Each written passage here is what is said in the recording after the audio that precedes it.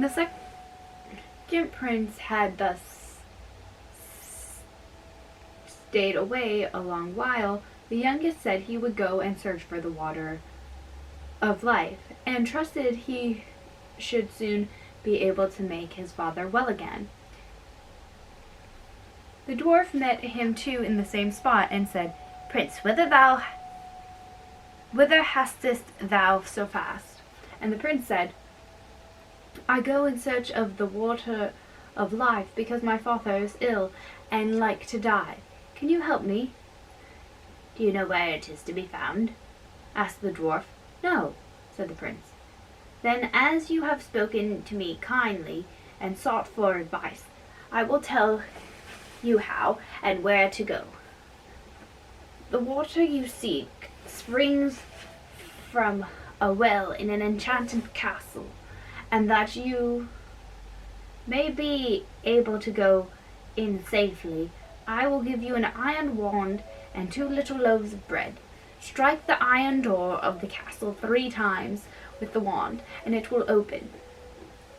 2 hungry lions will be lying down inside, gaping for their prey. But if you throw them the bread, they will let you pass. Then hasten on to the well and take some of the water of life before the clock strikes 12. For if you tarry longer, the door will shut upon you forever." Then the prince thanked the dwarf for his friendly aid, and took the wand and the bread, and went traveling on and on over sea and land till he came to his journey's end, and found everything to be as the dwarf had told him. The door flew open at the 3rd stroke of the wand, and when the lions were quieted, he went on through the castle, and came at length to the beautiful hall. Around it he saw several knights sitting in a trance. Then he pulled off their rings and put them on his own fingers. In another room he saw a table, a sword, and a loaf of bread, which he also took. Further on he came to a room where a beautiful young lady sat upon a couch, who welcomed him joyfully, and said if he would set her free from the spell that bound her, the kingdom would be his if he would come back in a year and marry her. Then she told him that the well that held the water of life was in the palace gardens, and bade him make haste and draw what he wanted before the clock struck 12. Then he went on, and as he walked through beautiful gardens, he came to a delightful shady spot in which stood a couch, and thought to himself, as he felt tired, that he would rest himself for a while and gaze on the lovely scenes around him. So he laid himself down, and sleep fell upon him unawares, and he did not wake up till the clock was striking 11:45. Then he sprang up from the couch, dreadfully frightened, ran to the well, filled a cup that was standing by him full of water, and hastened to get away in time. Just as he was going out the iron door, it struck 12, and the door fell so quickly upon him that it tore away a piece of his heel. Ew.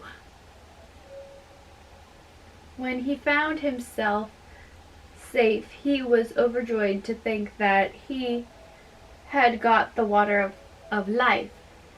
And as he was going on his way homewards, he passed by the little dwarf, who, when he saw the sword and the loaf, said, "You have made a noble prize with the sword.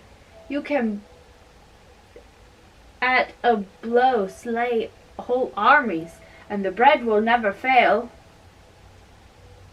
Then the prince thought to himself, "I cannot go to my father without my brothers."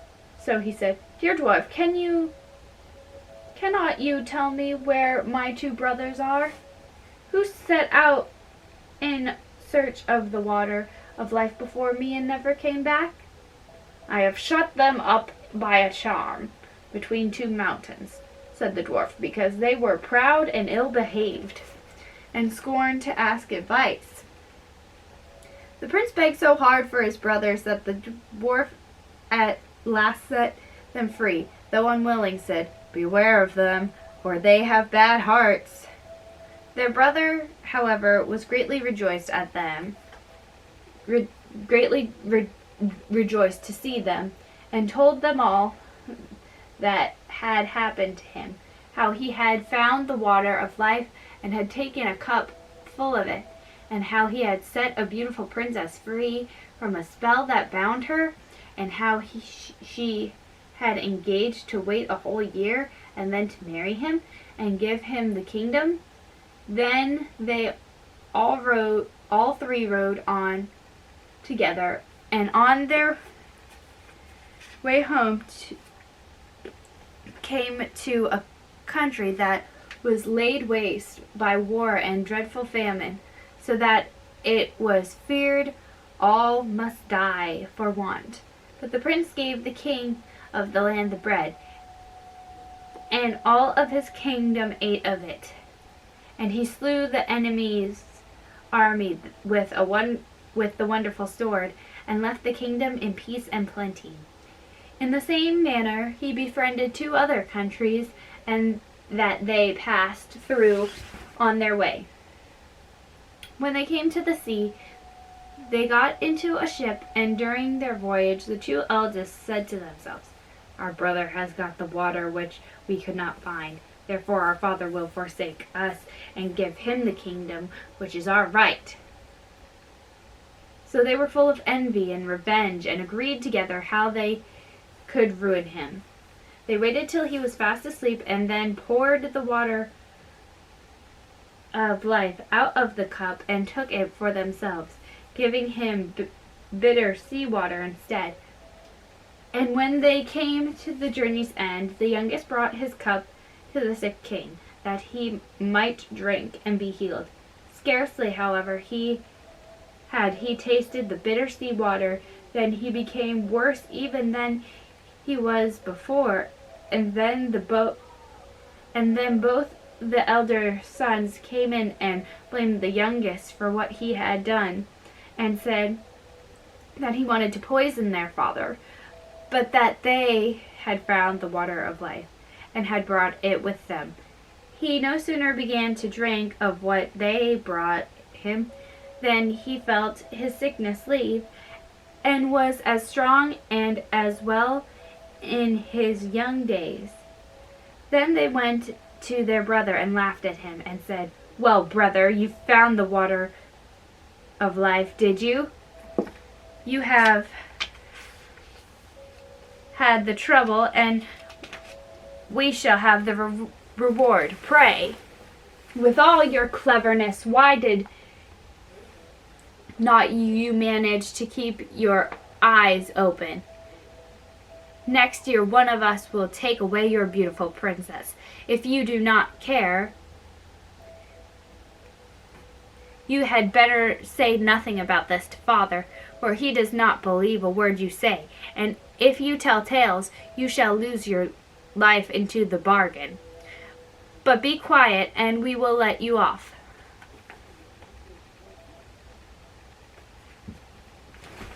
The old king was very angry with his youngest son, and thought that he really meant to have taken away his life. Excuse me. So he called his court together and asked what should be done, and it was settled that he should be put to death. The prince knew nothing of what was going on till one day when the king's chief huntsman went hunting with him, and they were alone in the woods together. And the huntsman looked so sorrowful that the prince said, My friend, what is the matter with you? I cannot and dare not tell you, said he. The prince begged hard and said, Only say what it is, and do not think I shall be angry, for I will forgive you. Alas, said the huntsman, the king has ordered me to shoot you. The prince was startled at this and said, "Let me live, and I will change dresses with you. You shall take my royal coat to show my father, and do give me your shabby one." "With all my heart," said the huntsman. "I am sure I shall be glad to save you, for I could not have shot you." Then he took the prince's coat and gave him the shabby one, and went away through the wood. Some time after, 3 grand embassees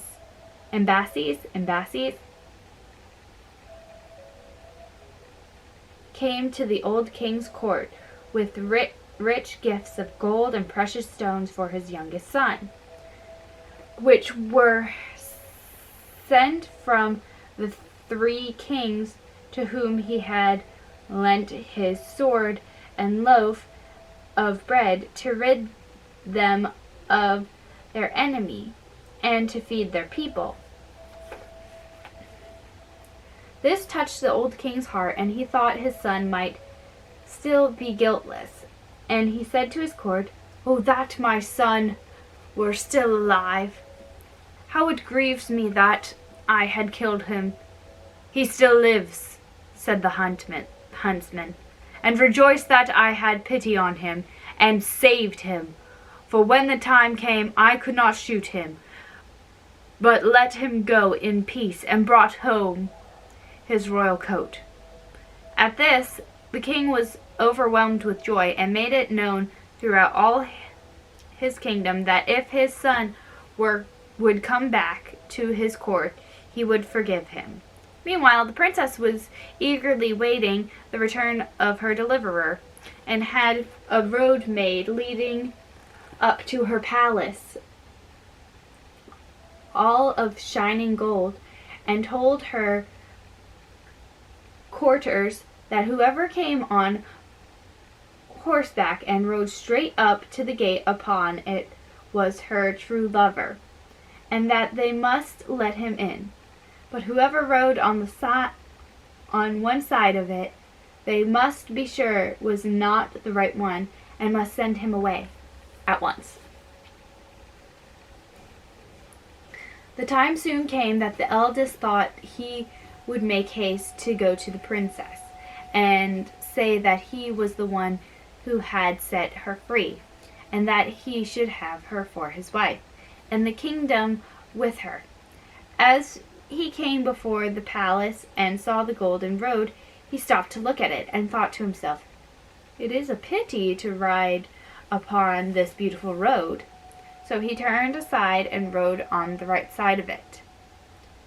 But when he came to the gate, the guards said to him he was not what he said he was, and must go about his business. The second prince set out soon afterwards on the same errand, and when he came to the golden road, and his horse had set one foot upon it, he stopped to look at it, and thought it very beautiful, and said to himself, "What a pity it is that anything should tread here."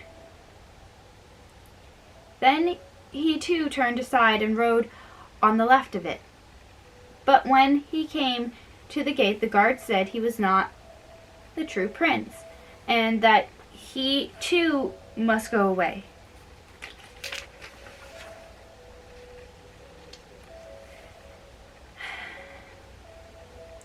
Now when a full year was come, the third brother left the wood where he had laid for a year of his father's anger, and set out in search of his betrothed bride.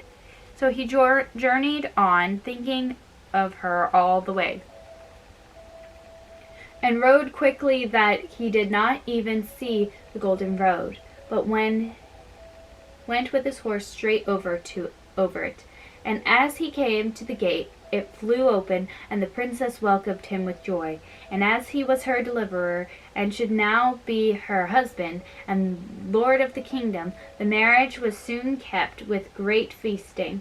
When it was over, the princess told him she had heard of his father having forgiven him, and of his wish to have him home again.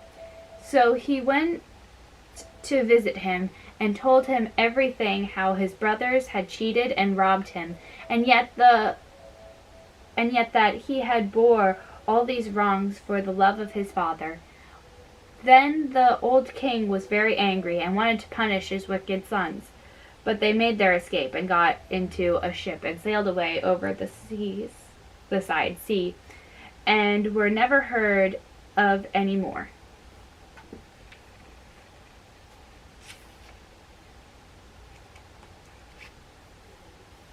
Peter the Goat Herd.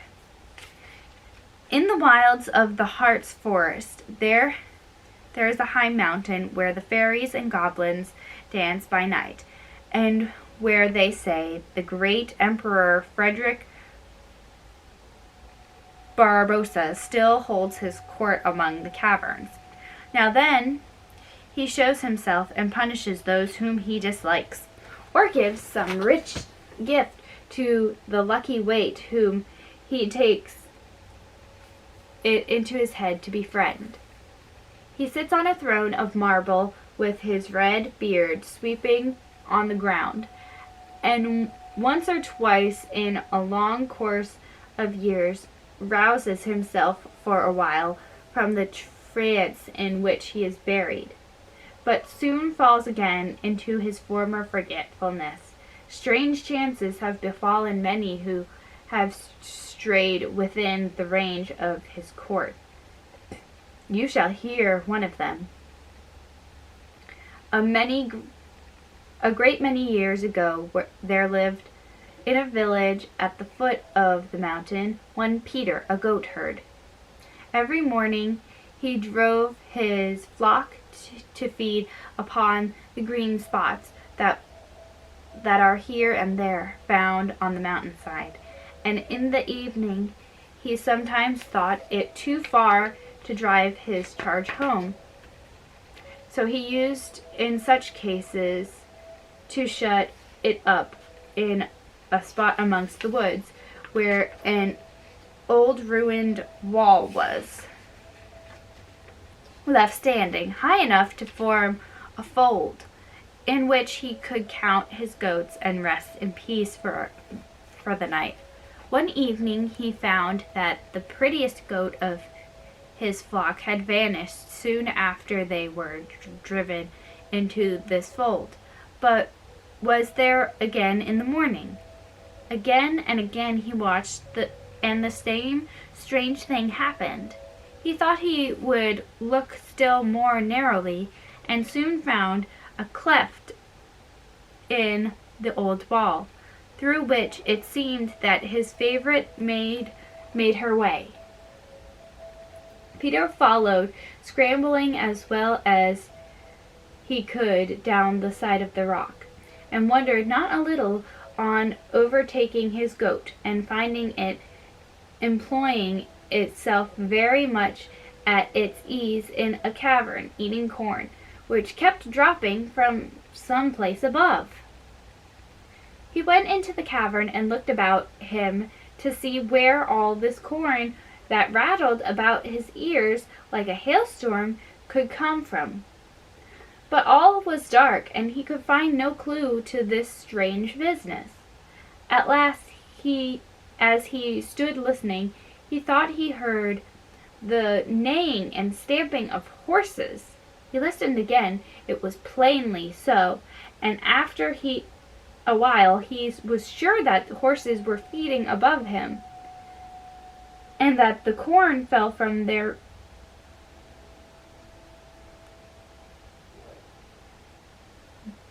mangers.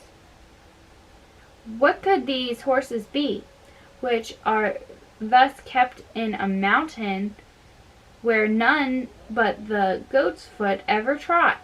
Peter pondered a while, but his wonder only grew greater and greater when on a sudden a little page came forth and beckoned him to follow. He did so, and came at last to a courtyard surrounded by an old wall. The spot seemed the bosom of the valley. Above rose on every hand high masses of rock, wide branched trees threw their arms overhead, so that nothing but a glimmering twilight made its way through. And here, on the cool, smooth, shaven turf, were 12 old knights, who looked very grave and somber, but were amusing themselves with a game of ninepins. Not a word fell from their lips, but they ordered Peter by dumb signs to busy himself by setting up the pins. They knocked them down. At first his knees trembled as he dared to snatch a stolen sidelong glance at the long beards and old-fashioned dresses of the worthy knights.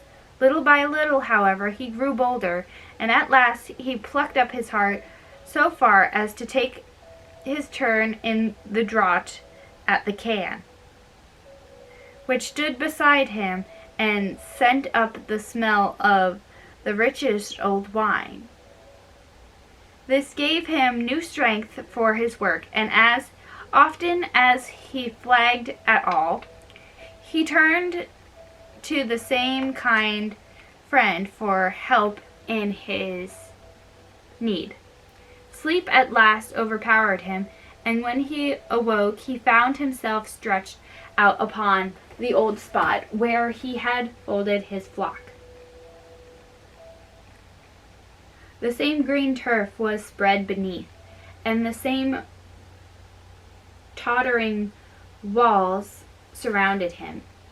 He rubbed his eyes, but neither dog nor goat was to be seen, and when he had looked about him again, the grass seemed no longer under his feet, and trees hung over his head, which he had either never seen before or had forgotten.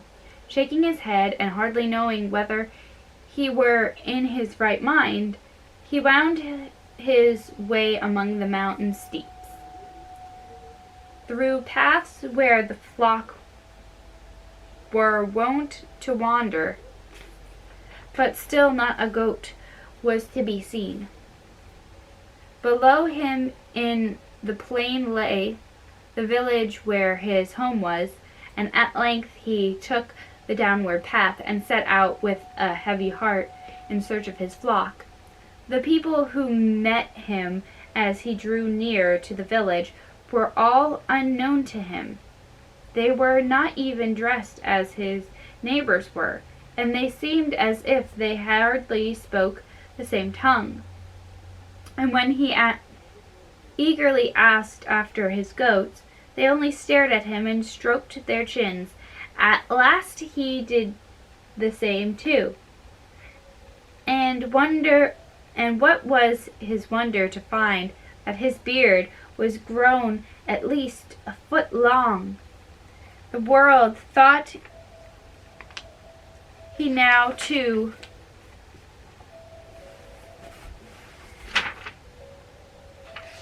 himself is turned over, or at any rate bewitched, and yet he knew the mountain. As he turned around to gaze upon its woody heights, and he knew the house and cottages also, with their little gardens, all of which were the same places as he had known them. He heard some children too call the village by its old name, as a traveler that passed by was asking his way. Again he shook his head and went straight through the village to his own cottage. Alas, it looked sadly out of repair, and in the courtyard lay an unknown child in a ragged dress, by the side of a rough, toothless dog, whom he thought he ought to know, but who snarled and barked at his face when he called him. He went in at an opening in the wall where the door had once stood, but found all so dreary and empty that he staggered out again like a drunken man, and called his wife and children loudly by their names. But no one heard, and at least no one answered him. A crowd of women and children soon flocked around the long, gray-bearded man, and all broke upon him at once with questions. "Who are you? Whom do you want?" It seemed to him so odd to ask other people at his own door after his wife and children that, in order to get rid of the crowd, he named the first man that came into his head. "Hans the blacksmith," said he. Most held their tongues and stared, but at last an old woman said, "He went these 7 years to a place that you will not reach today." "Frank the tailor, then." "Heaven rest his soul,"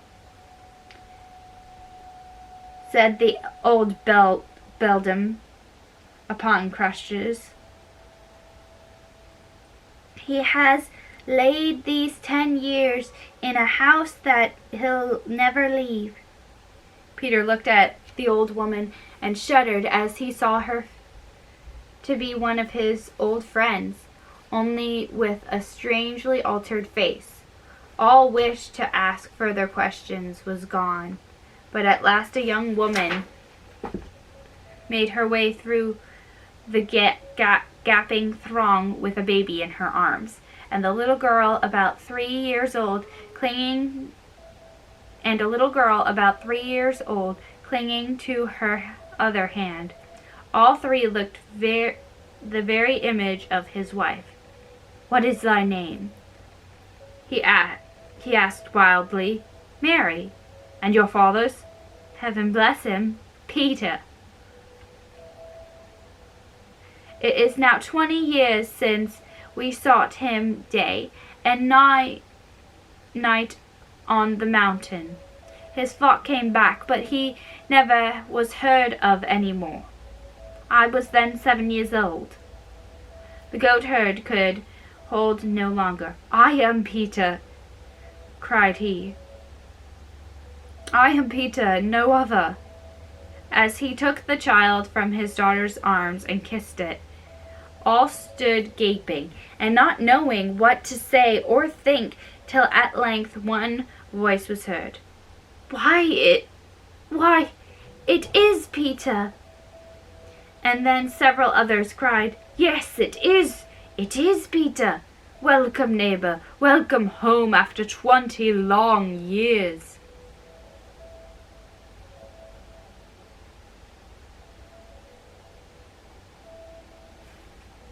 We're going to stop there for now.